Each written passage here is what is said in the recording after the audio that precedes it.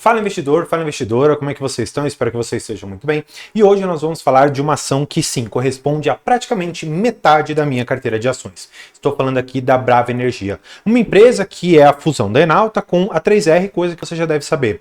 E eu quero te mostrar algumas considerações que me fazem ficar hoje muito tranquilo com o futuro da empresa e por que eu manterei os meus investimentos e até mesmo aumentarei as posições ao longo de 2024 e também de 2025. Primeira coisa que eu quero mostrar para vocês, e mostrando aqui que o que eu falo é exatamente o que eu faço, eu tenho aqui quase 49% da minha carteira de ações vinculada ao setor de petróleo, gás e biocombustíveis no geral, mas de maneira geral, estou falando aqui da Brava Energia. E por que eu queria começar falando aqui isso? Para mostrar para vocês que não é simplesmente porque a ação ela caiu muito que eu simplesmente vou vender aqui o papel. Não é só porque a rentabilidade sim trouxe a minha carteira bem para baixo que eu vou sair vendendo desesperadamente sem considerar os fundamentos pelos quais eu entrei na ação. Porque se tem uma coisa que eu aprendi ao longo desses quase 4 anos investindo em ações e fundos imobiliários, é que conforme você vai ficando mais experiente no mercado, vendo que as oscilações são comuns, vendo que você tem, de uma certa maneira, muito otimismo de vez em quando na bolsa e também muito pessimismo, que pode acontecer também individualmente com uma outra ação, você não pode se desesperar nesses momentos. E você tem que entender um pouco do cenário macro e microeconômico para ficar muito a par do que está acontecendo com a Brava Energia. E a primeira coisa que eu queria mostrar para vocês é aqui na Xstation, tá bom? É o primeiro link aqui embaixo para você acessar essa plataforma. E aí você vê pelo gráfico do petróleo, tá bom? Que eu vou trazer aqui para vocês, que não há muito tempo atrás, você pode ver aqui que no começo do ano, estamos falando de fevereiro, março, o petróleo estava pelo menos aqui na casa dos seus 84 até mais ou menos ali uns 90 dólares o barril. E o que acontece? Desde então, você vê aqui neste gráfico que você tem uma queda bem abrupta para aqui os seus 71 dólares. Eu já fiz uma live de mais de uma hora falando sobre a Brava, já fiz outros tantos vídeos, mas por que isso daqui é fundamental? Porque você tem que saber que empresas que estão relacionadas a commodity, elas têm uma grande vinculação com a commodity a qual elas exploram. Então, imaginemos a própria PetroRio, a própria Brava, uma Vale, Semin, se o minério cair, se o petróleo cair, essas ações consequentemente também seguem essa mesma trajetória. E se de outro lado elas subirem, também no geral acabam tendo essa mesma trajetória, considerando claro que os fundamentos estejam bons. E se você quiser saber um pouco mais sobre fundamentos, eu vou fazer uma planilha ainda neste vídeo e eu vou mostrar as minhas perspectivas de acordo com algumas notícias que saíram recentemente, tá bom? Então fica comigo no vídeo porque eu tenho certeza que tem muita coisa legal aqui para você, tá bom? Mas claro, para você continuar acompanhando meu trabalho, você poderia se inscrever aqui no canal, é de graça, estamos aqui com 9.302 amigos e logo mais chegaremos aos 10 mil, considerando que até o final do ano essa é a minha meta, tá bom? Então eu vou trazer vocês aqui para alguns fatos relevantes que a empresa trouxe, que são importantes para você compreender um pouco do histórico da empresa. Quando a Enauta ela se juntou com a 3R, ela trouxe um ativo fundamental, que é o do poço lá de Atlanta e essa questão do FPSO. FPSO é uma plataforma que fica em cima de um navio que acaba extraindo ali o petróleo e tem algumas tantas facilidades. E no caso aqui da Brava, e também em relação ali à antiga Enauta, vai substituir um sistema muito antigo que é o Petrojar. Sem entrar muito nesse tema, porque eu aposto que você já deve ter ouvido falar, eu quero que você veja a trajetória. Desde ali de abril de 2023, que eles entregaram, por exemplo, a primeira árvore de Natal, que é um sistema específico ali do FPSO, e eles demoraram mais de um ano, até agosto, para haver a aprovação da ANP, da Agência Nacional de Petróleo, e então, em agosto, eles retirarem o primeiro óleo dessa plataforma. Eu já mostrei em alguns tantos vídeos que a Enauta, ela trouxe sim muita coisa boa para dentro da 3R. E hoje, com o Poço de Atlanta tendo ali resultados muito bons, por um bom tempo nós vamos olhar ali para um crescimento na sua retirada mensal de quantidade de barris de petróleo. Isso para mim já é um bom indicativo de que a empresa está caminhando a passos largos para gerar muito caixa. De outro lado, nós temos Papa-Terra. Papa-Terra foi interrompida ali no comecinho de setembro e tem previsão para começar a voltar a produzir petróleo, extrair petróleo ali em dezembro. Não se sabe se no começo, no meio ou no fim, mas em algum momento vai acontecer. E o mercado bateu muito na ação em virtude de duas coisas. Primeira, Papa-Terra, que estava ali demorando muito para voltar à operação, e quando volta, em menos de 10 dias, anuncia-se ali que a Agência Nacional de Petróleo decidiu barrar suas operações e falar: você não vai mais produzir enquanto as condições estiverem ruins. Bem, de fato, isso faz o papel cair. Além disso, nós temos o petróleo, que, como mostrei, caiu muito e vem sim sofrendo muitas pressões, o que fez com que a cotação saísse lá de seus 28, 29 reais e caísse hoje para os seus 17 reais. E aí, você pode me perguntar: André, por que você continua otimista? Tem muita coisa nesse vídeo aqui para você.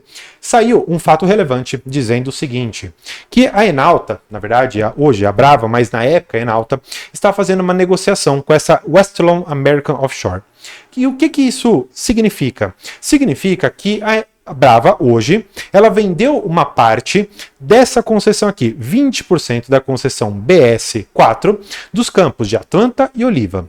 E o que acontece? Eles vão receber quase que imediatamente o valor de 234 milhões de dólares, tá bom? Eu quero que você veja que se trata de dólares. Então, a gente poderia fazer a conta, esses 234 milhões de dólares, por 5,3, um dólar até que um pouquinho mais baixo, estamos falando de 1,2 bilhões. Guarda esse número que vai ser muito importante. E aí, vocês têm que entender algumas outras coisas, que considerando os ajustes previstos nos contratos, se soma a parcela de 75 milhões recebidos pela companhia após a assinatura aqui de março. Então, estamos falando desses 75 mais este valor. Além disso, existe ainda uma opcionalidade. Essa Westlaw, ela ainda tem 20% de participação no FPSO de Atlanta e de Oliva. Se ela comprar ali mais esses 20%, existe a possibilidade de entrar mais um pouco de caixa, mas eu não vou nem trabalhar com essa opcionalidade. E por que eu falei para você guardar este valor aqui de 1 bilhão 240? Porque eu fiz uma planilha para você que vai dar muita noção a respeito do que vai acontecer com a companhia. Nós não temos ainda dados combinados ou dados consolidados, seja lá como você preferir chamar. Então, o que eu fiz? Eu peguei os últimos resultados e eu decidi trazer tudo isso aqui para vocês. O que eu fiz? Eu peguei o ativo circulante, o não circulante, fiz aqui o patrimônio líquido, peguei o EBITDA de um dos trimestres deles, peguei a dívida líquida e fiz a dívida líquida pelo EBITDA para a gente ter a proporção que eu sei que muitos de vocês gostam. A maioria desses dados aqui vocês vão encontrar no RI, lá da Brava Energia, ela deixou ali consolidado o que é da Enalta, o que é da 3R e depois vão trazer um documento único. Então eu peguei e consolidei isso daqui para vocês. E claro, por que eu falei que é importante você acompanhar todo o vídeo? Porque existem muitas coisas que são fundamentais de você compreender aqui e a primeira delas é a dívida. Lembra que eu te falei que vai entrar no caixa da empresa 1,2 bi? O que isso significa? Significa que, para efeitos imediatos, 1,2 bi reduzirão da dívida líquida. André, não sei se eu entendi. Vamos lá. O que é a dívida líquida? Isso é importante você saber. A dívida líquida ela é composta pela dívida bruta, ou seja, tudo que ela deve. Então, de uma certa maneira, a gente poderia dizer que a dívida bruta seria os seus passivos circulantes e passivos não circulantes. Em grande forma de dizer, tá? Eu sei que isso não é tão técnico, mas calma, você tem aqui um pouco mais de explicações. Vamos lá, dívida líquida é a dívida bruta menos o caixa que a empresa tem, para então você chegar na dívida bruta. Por que isso é importante? Eu te falei que a empresa ela vai receber no seu caixa aproximadamente 1,2 bi. Ou seja, quando a gente olha para essa conta e a gente consegue então enxergar que a dívida líquida deve diminuir com a entrada desse valor. Então, vamos imaginar o seguinte, que a sua dívida líquida, ela reduza aproximadamente ali 1,1 bi para ficar um pouco mais fácil. Vamos jogar esse valor aqui para aproximadamente os seus 8 bilhões em termos de dívida. Olha só isso, gente. Eu estou falando de uma redução em relação ao que a 3R tinha de 38,58%. Por que eu falo da 3R e não da Enalta? Porque quando eu olho para a alavancagem, o que mais pegou em toda essa transação foi a alavancagem da 3R, que o objetivo dessa fusão era que elas conseguissem ter sinergias operacionais e também financeiras. Financeiras, falando aqui de desalavancagem, mais rápida geração de caixa e inclusive potencial pagamento de dividendos, tá bom? Isso é muito importante para a gente, tá? Por que eu quero trazer alguns outros dados, tá bom? Isso aqui é muito fundamental para vocês, gente. Por favor, fiquem comigo nesse vídeo, porque tem muita coisa. Eu trouxe, em um outro vídeo que eu fiz, a potencialidade de EBITDA, e aí eu coloquei lucro entre aspas, e aí nesse vídeo eu expliquei o que significava, seria o EBITDA da empresa. Eu estimei que ficaria em 3,7 bi em um cenário em que eles tirassem aqui 55 mil barris de petróleo por dia e 375 reais seria o valor do Brent, e aí eu fiz inúmeras contas aqui que depois a gente pode olhar. O que eu quero mostrar além disso para vocês? Que esse valor de 3,7 bi, ele pode mudar drasticamente se houver toda a sinergia operacional e financeira da empresa. E aí eu fiz aqui, claro, os dados para vocês. Ao invés daqueles 55 mil barris, eu estimei 110, que é o que a empresa quer.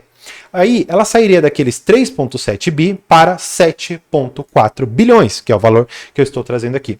Por que isso é importante? Mais uma vez, a gente teria que colocar esse EBITDA aqui de 7,4 bi, tá bom? Então vamos colocar o valor aqui, 7,4 bi. Olha isso, gente.